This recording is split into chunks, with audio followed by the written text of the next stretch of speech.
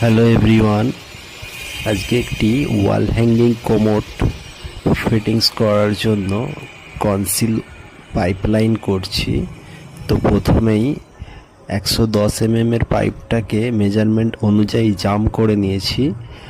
তারপরে push valve লাগাবো, তার জন্য এই পাইপটা রেডি করে নিচ্ছি।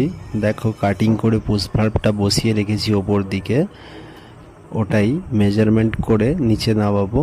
তার জন্য এলবো লাগিয়ে টুকরো দিয়ে রেডি করে নিচ্ছি। তো দেখো, এবারে পুশ ভাল্বটা ওতে লাগিয়ে নেবো।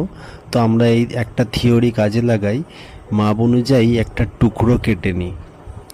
4 ইঞ্চি আর 5 পাইপের মাঝখানে যে গ্যাপ থাকে হ্যাঙ্গিং কোমোটে, এই টুকরোটা কেটে নিয়েছি। তো দেখো কিভাবে আমরা সেটিংস করি। তো প্রথমে এটা বসিয়ে নিলাম সোজা করে, তারপরে মাপ তো যা ইচ্ছা হতেই পারে। তার জন্য পারফেক্ট করার জন্য আমরা এই টুকরোটা ওইখানে ওই দুটো পাইপের মাঝে দিয়ে থাকি, তাতে মেজারমেন্টটা একদম পারফেক্ট থাকবে। এরপর আমরা এটাকে মশলা দিয়ে জাম করে নেব।